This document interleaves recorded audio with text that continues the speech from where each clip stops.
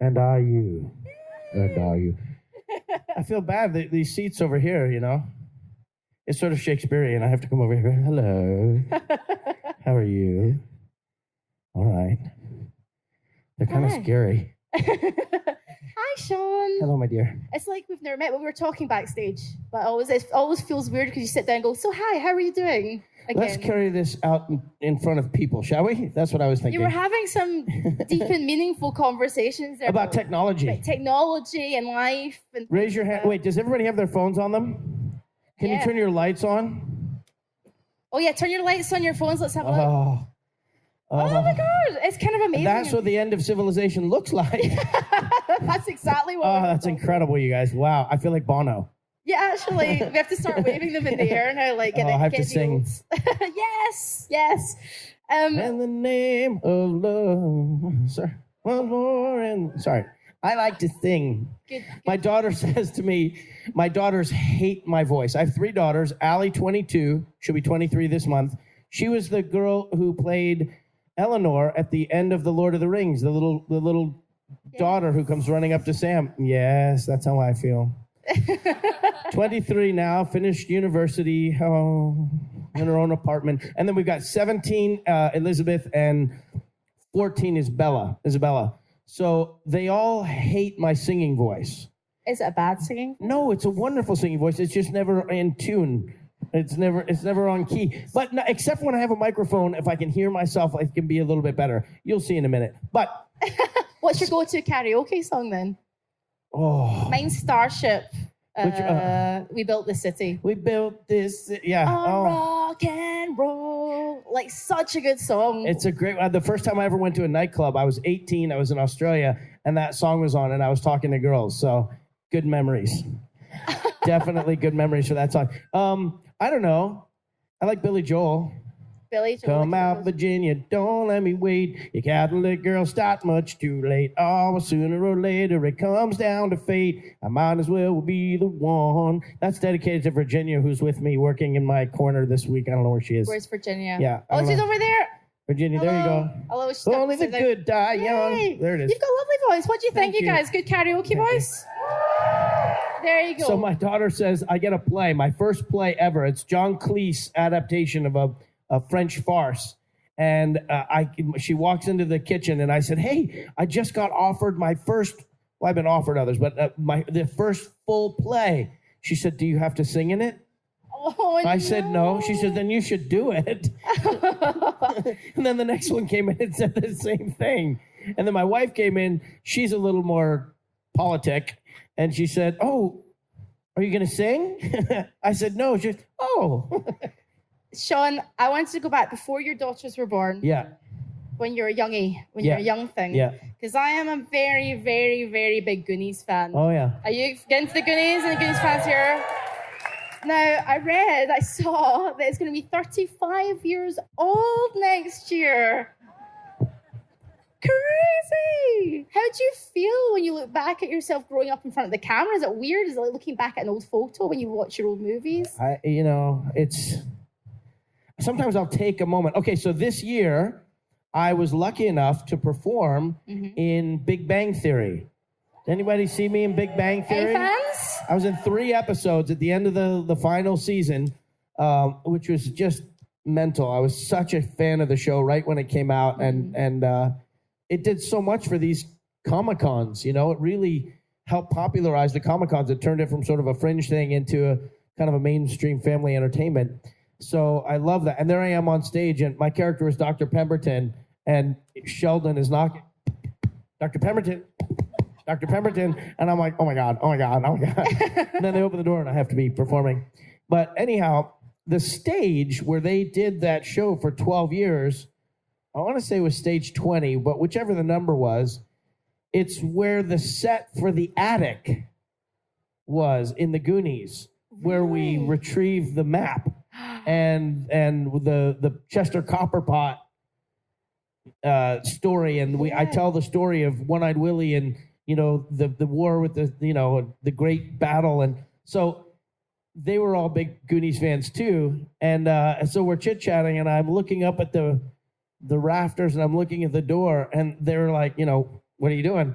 I said, I think this is the exact spot I found the map. And they were like, oh. Like, oh. But I'll take a moment to look at it and try and remember what I was doing and where I was. And, over the years, different things are important to you. Different memories are important to you. So it's great when my kids see it. And these conventions are incredible. I've met so many people who have my face tattooed on their body. What is that like? Does that ever get like sort of? Do you ever go, whoa? Have you ever had like a weird one tattooed in a weird place? I've had it all, my dear. I've had it all. But there was once in Portland, Oregon, at a convention there, at Rose City Comic-Con, they called it, because Portland is the city of roses or something. And a woman comes up, and she was a larger woman, and she had on, there were no sleeves, and my face was massive on her arm. And she was very shy. Yeah. And I looked at her, and I was like, and she almost didn't want to talk. Oh. And I was, well, it's a pleasure to meet you, and lovely this, and shall I come around and maybe take a picture with you in the thing? And I swear she would rather have been somewhere else. She was so nervous or something. But, of course, everything comes back to your family. I took a picture, and I sent it to my wife and kids, and they I don't know what they thought of it, but it was a little strange. When there's another film I want to talk about. Okay. My mom and dad got me this for my birthday back in the 90s. California Man. Yes. Yes. California Man. Who knows California, or Encino Man? It was Encino Man in America, yes, but. Well, yes. It's such a weird movie. A guy came up to me in line today. His name is Dave Morgan. Really? Yeah, Dave, are you here? Dave Morgan, which is the name of my character in California Man. Oh, Dave Morgan. Amazing. We look nothing alike. It's looked like such a fun movie to me. Did you have fun making it? And it so encapsulates the 90s as well, in that time period. Hey, buddy. Yeah. I have this line in that movie where at Pauly Shore, and I go, all you're about is nugs, chilling, and grindage. Yes, oh my God. Nugs, chilling, grindage is food. I had a little code, a legend to decode what he was saying. But no, yeah, I mean, what can I say? It's such a bizarre. I want a sequel. What do you think would happen? Where would at the end of the first movie, there's another earthquake, and Betty Nugs. Yes. Betty Nugs. Don't tell the children yet. They're not old enough. Would you do a sequel if they approached you? I'm a professional actor. I show up. They want to do a sequel? Great, let's go. Pauly wants to do it. I'm sure Brendan would do it. But I want to see what happened. Did they have cave children? Yeah. I mean, I would feel, I don't know. Who knows what it would be? It could be anything. My philosophy on sequels is the more the better. Oh. And some people, they think, oh my God. Well, sequels. Remakes I'm a little bit more, kind of particular about. But because you know what? If it's bad, don't watch it. Yeah. But, right. People want to have an emotional experience, and they want to extend it. We don't, there's something, I guess, noble about things that come to an end.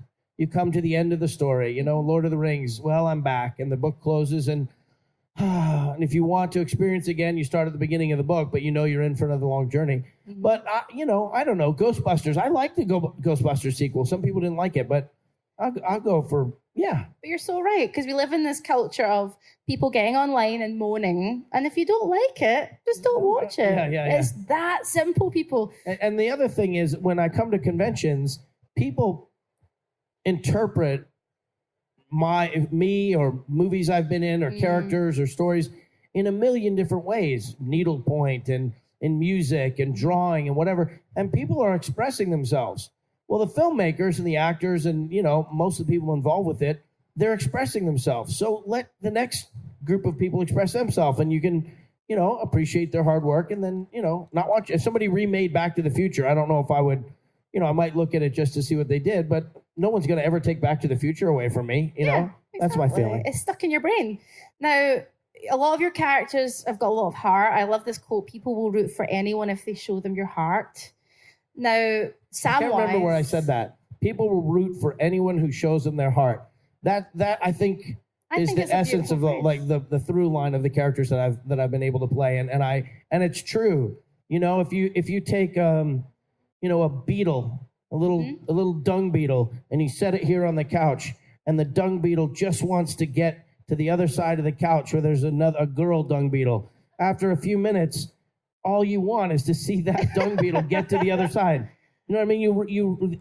There's a human instinct to feel about other people, to care about other people, to care about and ideas, important ideas. So it's what makes me so frustrated about the state of the world today with the political and government and all the different movements that are happening. Somehow it seems to have just reached a place where people forget.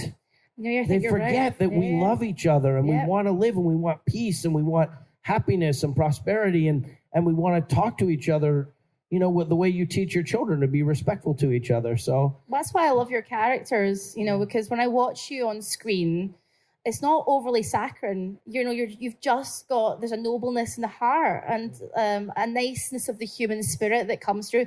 Like with Samwise, you see that absolutely with all of the characters you've played, even your very first role in the Goonies. And even in California, man, he just wants to do good and get the girl, and that's really, really He wants simple. to be popular. And what's more important than that? Yeah, exactly. Well, yeah, exactly. No, really, what's more important than that? Now, I read that you spent... But he's willing to dig a pool in his backyard to be popular, and he wants it so badly. That's his heart. So, yes. That's true. Wonderful. I remember watching that when I was younger thinking, I really want to live in California. It's not like this in Scotland. I couldn't dig a pool in my backyard. It'd be muddy and wet. You've got rain there. You got rain, but trust me, it's not Californian weather. You know what movie? There's two movies, English. Well, one is an American movie, but to me, it's as much an English movie as an American movie that I made in this country in 1989. Mm-hmm. Raise your hand if you were born after 1989. All right, leave your hand up if you were born after 1999. All right. Okay. Welcome, newbies. Thank you for raising your hand. So it's called Memphis Belle. You guys know Memphis Belle, the World War II movie about the B-17 bomber? And we filmed at RAF Duxford and RAF Bimbrook, and we were in Lincolnshire, and I went to do this SAS training down in the south of England, and I went to Brighton. Katie, where are you, Katie? Yeah, I went to Brighton. That was fun. And Penzance. And So you've been all over the UK, I conquered this country. Yeah. So there's that one, and the other one is pure British. It's well, I guess Lord of the Rings is too with Tolkien, but no, I was thinking of Terry Pratchett, The Color of Magic. Fellow Pratchetts. I got to play Two Flower in The Color of Magic. It's one of my favorite things I've ever got to do in my whole life. It's such a upsetting passing for Terry Pratchett to go so young. But anyhow, so we filmed that in Windsor. I got to live in Windsor for 3.5 months. Windsor's lovely. Do you know The Long Walk? Yeah, it's beautiful. Every day I was so fit in that movie. Oh my God, I was always running. I was running everywhere. Do you want to go to lunch? He did 3 miles. But yeah, I would do the long walk from the castle all the way through the deer park up to where that Caesar statue was. No wonder you were so fit. Oh my gosh, but I surely loved you it must so be much. fit, doing Lord of the Rings and stuff as well. You're outdoors. Do you not? Okay, so I'm guessing Gollum calls me the stupid fat hobbit. Well, that's true. I'm just that's it's outrageous. Can you? I wanted to ask. I was doing push-ups. Yeah, but I'm strong. Because you did 6 weeks with a dialect coach, right, for the Samwise. Andrew Jack, Englishman, and Roisin Cardi. Can you give Irish. us some tips for the Samwise accent? What kind of tips? Yeah. Because I'm terrible at accents. You are. So what tips? But you sound good. You're brilliant. Well, this is Scottish. just my accent. It's great. I love this Scottish sound. We'll have to. You do me too. Okay. Yeah. So you give me some tips. And I'll so with Samwise, it's West Country. What? West Country. West Country. Country. West Country. Yeah, that's it. Yeah. And he's they gave me a recording of a farmer, and he said, and the sentence, and every time before I would go to work, I would listen to this sentence. That's a nice shiny apple. Ooh. Okay, let me try that. That's a nice, a nice, shiny apple. apple. You went a little special there at the end, didn't you? That's all right. So everything was like elongate the vowels. So lembas bread is the special elven bread that if you have a little bite, a grown man or a hobbit, it'll sustain you for 3 weeks or something like that. So I would say lembas bread, and Andrew Jack would say, no, you need to elongate the vowels. So it's lembas bread. And I said, lembas bread? No, lembas bread. Lembas bread? No, lembas bread. So there was one take. Sometimes we would go to the hotel the next night, and you'd sit in the room, and Peter Jackson had a couch set up, and there was a screen, and we would watch all the rushes from the day before. And there's one shot of me looking at Frodo at the beginning of the Two Towers, and I said, "Do you want some lembas bread?" Elijah Wood fell on the floor laughing so hard, and I was like, maybe I can make it a little bit of my own too, but that's a nice shiny apple. Potatoes, boil them, mash them, stick them in a stew. Can you say potatoes? Potatoes. Boil them. Oh, in Scotland, just be tatties. Pataties? Or just tatties. Yeah. Well, he also calls them taters. Taters. Potatoes. We're kind of doing a bit here. I like it. You did it. It was perfect. I did it right. Boil them. Mash them. Stick them in a stew. Boil them, mash them, stick them in a stew. Boil them, mash them, stick them in a stew. Boil them, mash them. Potato. There's a meme. Yes. It was one of the first memes ever in all of memedom. And I looked at it and I thought, when I die, that's what they'll show on the news. Ladies and gentlemen, Sean Astin, actor known for potatoes. And they've got it animated with the potatoes marching, and then the thing mashes them down. Amazing. Anyhow, people always ask me how I like them. Au gratin? I don't know. That's what I've got some fan questions here. And Pixel Eye Pictures via Twitter said, "How do you like your potatoes?" Yes. And I've got another Twitter. This doesn't just happen, my dear. You have to work at it. Potatoes are a strong factor in every form. I've got another Twitter question from Quinn Neary. Mashed in shepherd's pie. Oh yeah. That was the same group of people who like Terry Pratchett. Interesting. We're going to talk later. That small group over there. Yeah. Okay. Oh, I see you over there too. Go ahead. So this is from Quinn Neary via Twitter. If you could have defeated the Demogorgon, how would you have done it? How would you have defeated it? Stranger Things. Yes. Right. The Demogorgon. Yes. Dogs. Yeah. Also known as demo dogs. It's terribly upsetting. Bob stops running, period. I got out my eraser. And then he continues on very quickly out the gate. How would I have done it? Well, nothing too fancy, but maybe a knife right in the throat. Just cut him open, yeah. Old school, yeah. Old school. Or I could have been like Legolas. I could have had a bow and arrow, or maybe a taser. Bob worked at Radio Shack. Maybe he'd been working, he invented a taser. I've got another Twitter question. Maybe here. No. I could be like in Australia, Paul Hogan, who did what is he? Crocodile Dundee. That's it. And he mesmerizes the German shepherds and they calm down. Yes. Oh, that would have been so good. Would you have liked to have seen that? Yes. Last Twitter question here before we go on to an Instagram deep dive. Okay. So what is your favorite fantasy world from Bagoof Rob via Twitter? Favorite fantasy world? It's a hard one. Not for me. It's Star Wars. It's always been Star Wars. Star Wars fans? It's always been Star Wars.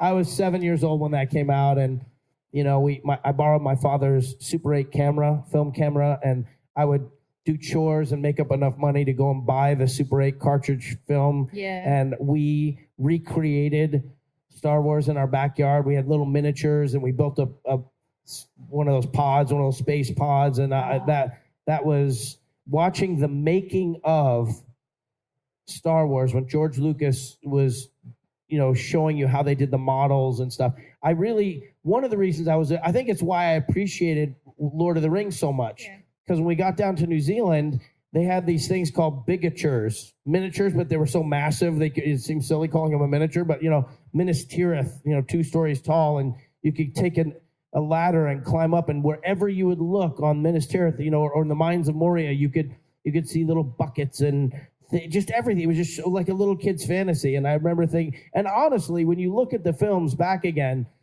that's the best stuff, I think. I mean, it's so real. It makes it feel so real, so, yeah. So let's go to the Instagram deep dive. I've dived very deep. There you go. That's my Photoshop job up there. Check that out. Really professional, like only the best content for you guys. Top quality content. So let's go to the first picture. The first picture here from your Instagram. Let's have a look at it. What's coming from my Instagram? Right. So we have a picture here of Robin Williams and you. Yeah. I wanted to ask. He loved Lord of the Rings. Did he? And he loved Gollum. Gollum was his favorite. So where is this? Where was this? I think that must have been at the Two Towers premiere in Westwood Village.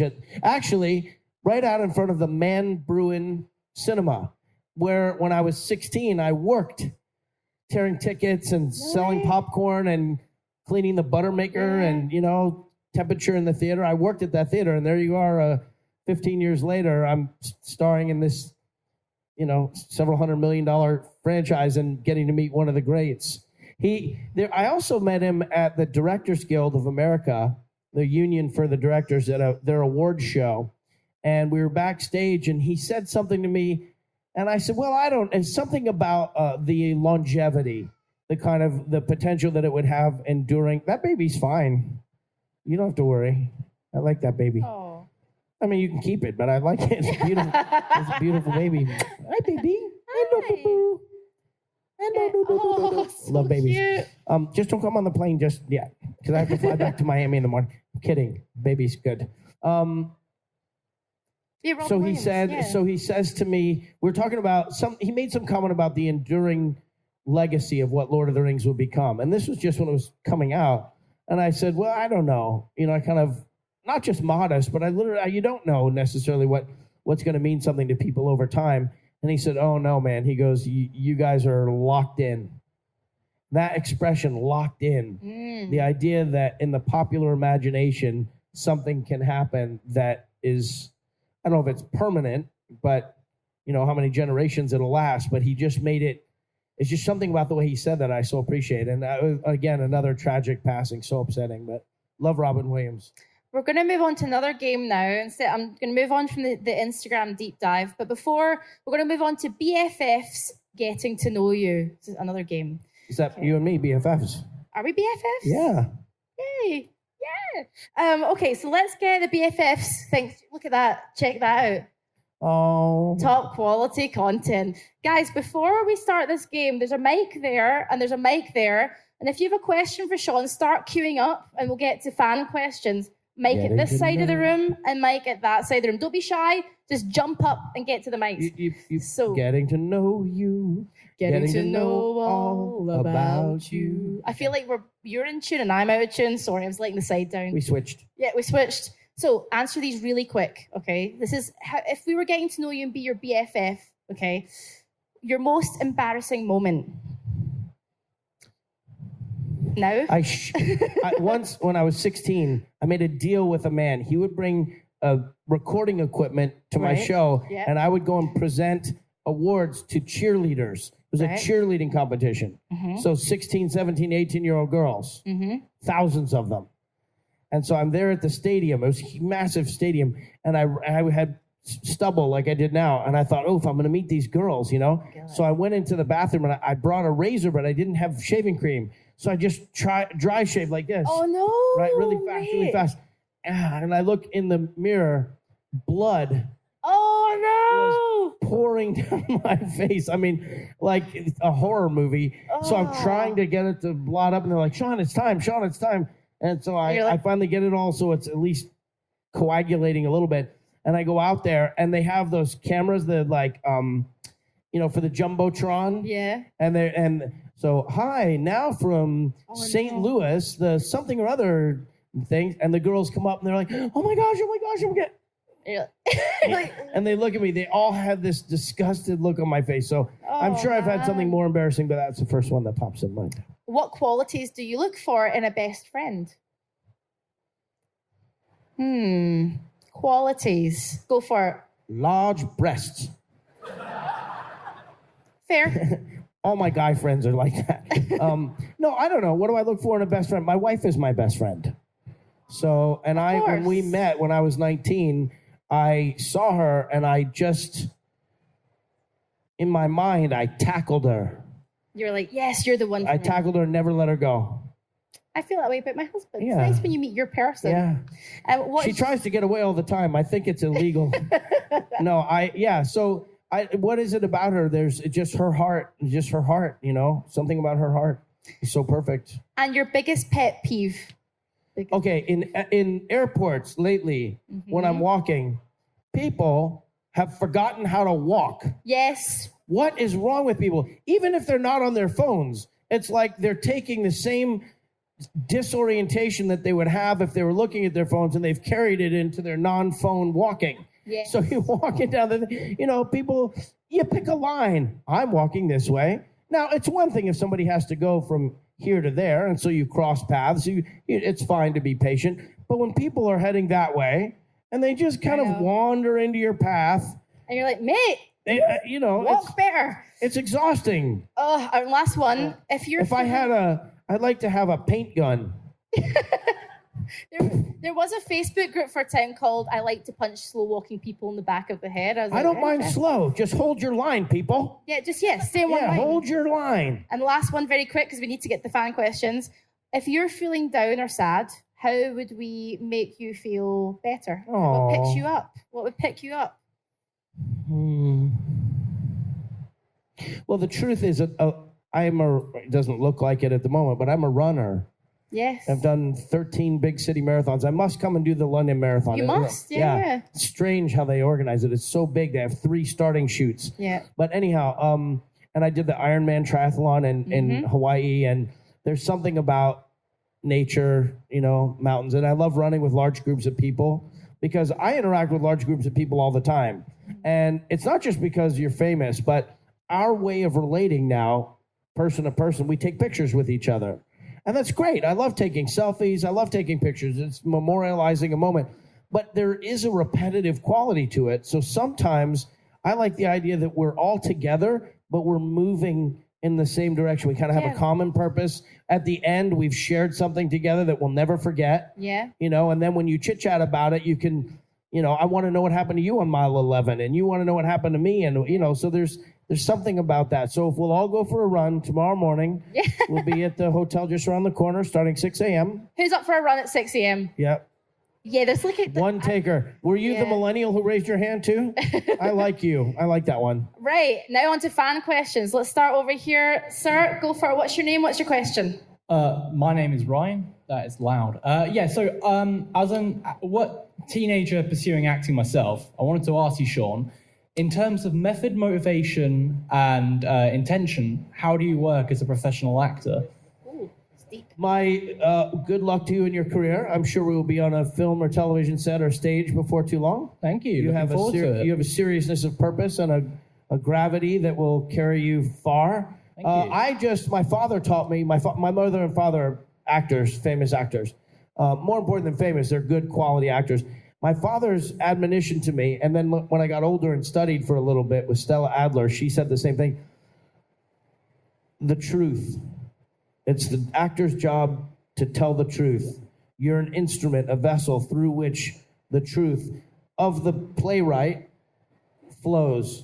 So your job is to expunge artifice from your being and just be as authentic and real and honest as you can. Even if you're playing an absurd character, there's an honesty to being the fool or a fop. Whether it's a soap opera or an Academy Award winning part or a puppet show, you come to it with the same level of commitment to being honest and you'll be good. Thank you very much. Thank you Let's very move much. over here. What's your name? What's your question? Answer more quickly, shouldn't I? No, that's fine. Answer the way you want. My name is Josh. I just wanted to ask, on the set of Goonies, what was your favourite part about acting on set? I got to kiss Carrie Green. And that's Good not answer. a joke. That was the best part. The pirate ship was fine, but kissing the girl was better. Thank you very much. Let's go back over to this side. What's your name? What's your question, sir? Hi, my name is Sam. The real Sam. Samwise. Hi, Samwise. Hi. My question for you is, since you're in the UK, are you going to be meeting up with any of your fellow members of the Fellowship? Oh, meeting up with the fellowship, are you? They're all hotshot, move to America, get rich and famous people now. I don't know. I'm coming back here to the old country to keep it real, you know? Nice. So, no, I don't, not this particular trip. I've seen Billy Boyd, your Scottish Yes. mate, and Elijah at different conventions over the last year. But I'm only here for 36 hours. So thank you for bringing up such a painful thought. I'm so sorry. Thank you, Sam. Thank you. And you over here. What's your name? Question. Hi, I'm Jack. Hi, Jack. My question is, because you've done Stranger Things and Lord of the Rings and the Goonies, would you join Marvel or DC? Yeah. Oh, you want one or the other? Yeah. Well, I just was in Supergirl. You were in Supergirl. she was, Yeah. I don't think that's fully. It was like 6 hours worth of work, but I got to have a fight in Martian. It was awesome. Yeah, I don't. Yeah, I do not have a particular. I'm agnostic. You know, I'm Switzerland. I'm Switzerland. So I'm the voice of Shazam in Justice League, one of the TV shows. Yeah. I was Raphael, voice of Raphael in Teenage Mutant Ninja Turtle for Nickelodeon from 2012 to 16 or whatever. So I'm very promiscuous. I'll go wherever. Thanks, Thank you. Jack. Who have you got over here? Who's next? What's your name? Evan. Hi, Evan. What's your Hi, Evan. question? Well, in The Lord of the Rings, was the feet annoying? Did the feet get in the way in Lord of the Rings? You got those big feet. Evan, that is an astute question. Yes, they were occasionally terribly annoying. They were wet and sticky and uncomfortable, and they pulled out the hair on your feet. And sometimes a horse would step on your toe and rip off your hobbit toe. And sometimes it wasn't, you'd run up a volcano and the rocks would cut in and you have cuts all over your feet.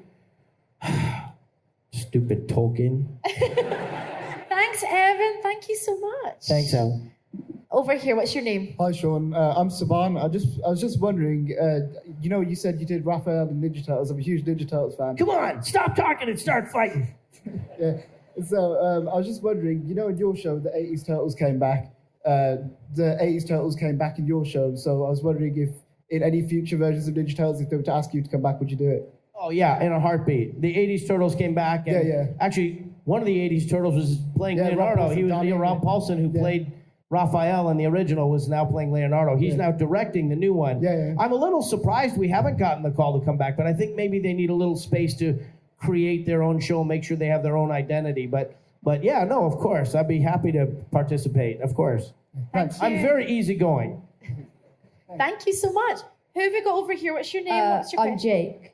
Jake, go for Hi, it. Jake. What was your favourite part of being Bob in Stranger Things? Kissing Winona Ryder. All the kissing stuff, you enjoy that? I'm Well, guessing. yeah. My wife doesn't like it when I say that. She doesn't think it's a funny joke, but I don't know.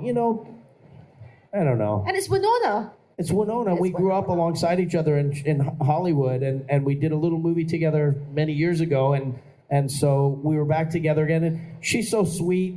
And Bob, what was great about Bob was just, again, his heart. He just is a decent, nice, sweet, loyal, just wants to give her, make her life better and help her children. And, there was the very first line that we filmed of Bob's. It's when the brothers are in the bedroom and Will is, feeling badly that people are talking to him differently than normal because of his experience. And his brother is saying, listen, there's David Bowie type people and there's Kenny Rogers type people. Who do you want to be, David Bowie or Kenny Rogers? And Bob walks in and says, Kenny Rogers, I love Kenny Rogers. And that kind of guileless, happy, open thing, I feel very comfortable doing that. I also, frankly, loved the final episode for Bob. and just getting to become Sigourney Weaver in Aliens was like awesome. Thank you so much for your question. Thank you. Over here, lovely. What's your name? Question. Hi, I'm Thiz, and I absolutely love all your work. But this is a bit of an odd I question. love your voice. Thank you. Such a beautiful voice. But I've just bought this bat plushie. Could you name it? You want me to name the bat plushie? Yeah. It's Gus. I see Gus. Hey, Gus. It's short for Gustafsson. He took off. He was in Sweden, and he started out over the channel. Yep. It was a thing blew in. He got lost.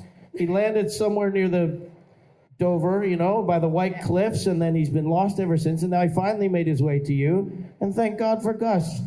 Give a round of That applause was for brilliant. Gus. Yes. I hope that answers that conundrum.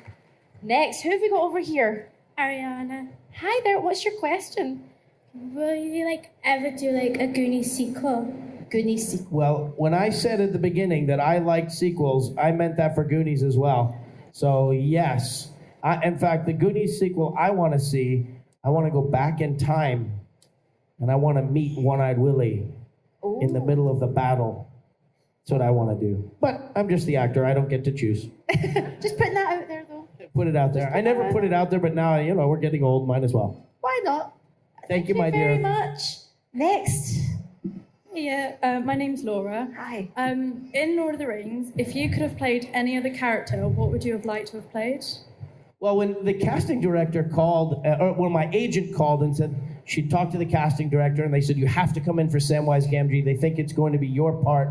And I said, well, okay, Samwise Gamgee. And I'd never heard of Lord of the Rings. So I went to the bookshop and I got all the, 3 books, and I came home and I started reading them. And I thought, well, now why do I have to play Samwise? I like this Aragorn. He's kind of cool. He's tough strider, he's got a sword, and, I didn't even know he became the king. That would make it worse. So, and I said that to my agent, and she said, no. Thank you for your question. Thank you. Who have we got over here? Hi, my name's Amelia, and say in about 50 years, what do you want to be remembered for? Say, your legacy? Thank you for that question. So 50 years from now, the world is still on fire, but we're remembering Sean Astin. There's a giant monument. What's on there? What kind of words? Well, you'll see the monument to my 3 daughters, and there'll be a little one off to the side. You say, oh, that was the father of those 3 girls. Wow, he must have been special.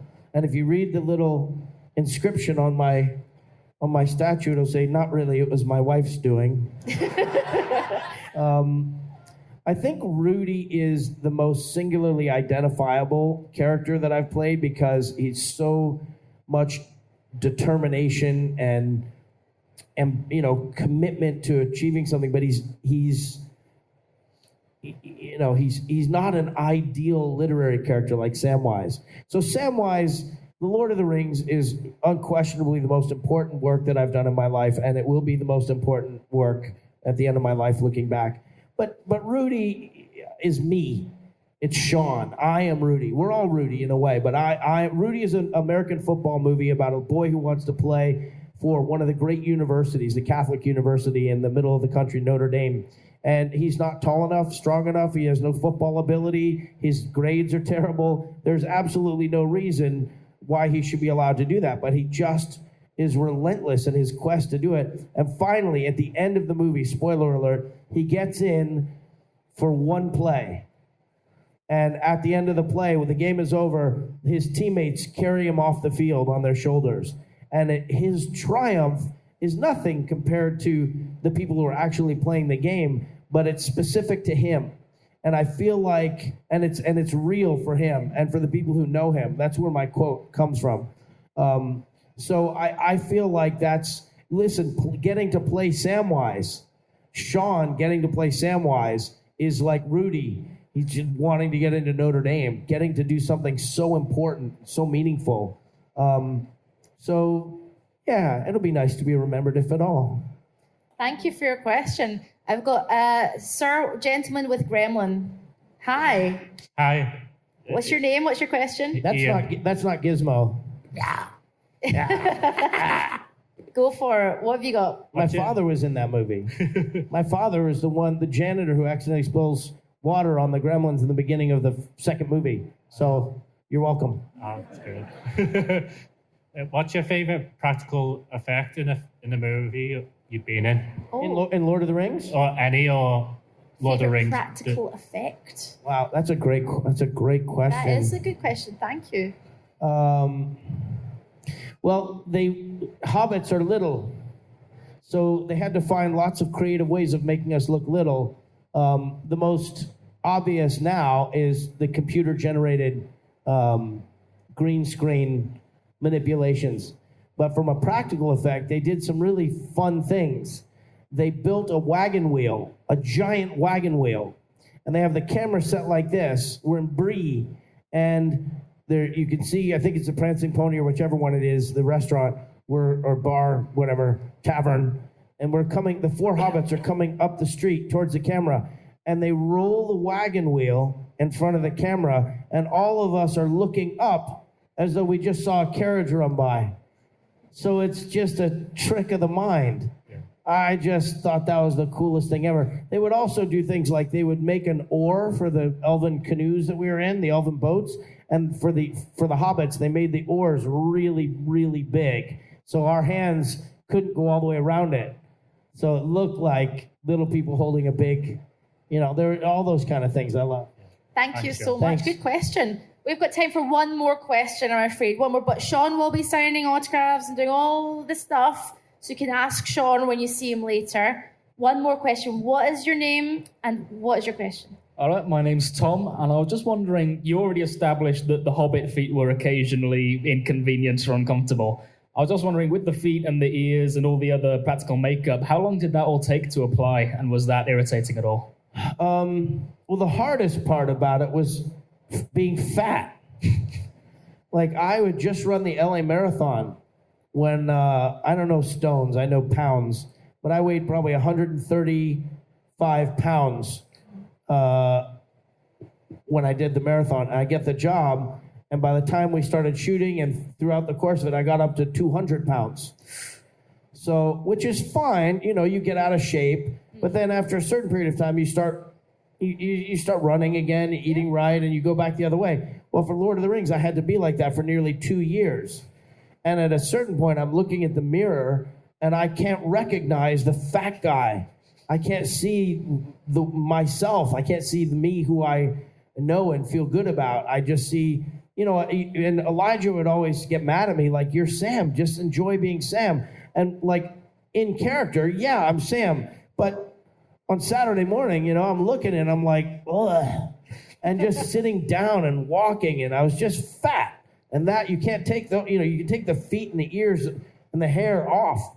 But to answer your question, 4 a.m, we'd show up, stand on a box, took an hour and 20 minutes to put the feet on, glue, wet, cold glue, sticky, jabby glue. I'm not complaining, I'm just describing it. And then the ears probably took 25 minutes, and the hair probably took another 25, 30 minutes. So what was all that? 2 hours, somewhere around 2 hours. All right, thank you very much. Thank Thank you. Now, Sean. And by the way, I wouldn't change it for the world. I'd go back and do it again if I could. It's just miserable, but I loved it. It was miserable, but I loved it. Sean, it was lovely. I've really enjoyed not just chatting to you on this stage, but I've enjoyed chatting to you backstage as well. As soon as I met Sean, he made me feel so at ease and comfortable, and you're just so lovely to speak to. Honestly, go and see this man and chat to him if you can. Get his autograph, take photos. Sean, have a lovely time at Thank you. I love you so much. You're so sweet, and we can talk whenever we want. We can be friends now. Are we BFFs? There you go, BFFs. Yay, cool. Yes. Okay, so but what I was going to say is Birmingham is so cool. I didn't realize the architecture was going to be as cool as it was. Nice, right? It's really cool. Some of those buildings, and it's got the history, and I study the Industrial Revolution a little bit, so I feel like connected to time a little bit in this country, and I've made a couple movies here, and I've traveled here, and It's just always good to be back. I've done a lot of conventions in England. It's always good to be back here, and I just want to thank you all for the hospitality and line. You've been so generous and welcoming, and so I really appreciate that you guys opened up your hospitality to me, and it means a lot. Thank you so much. A round of applause to you guys. Thank you. And an even huger round of applause to Mr. Sean Astin.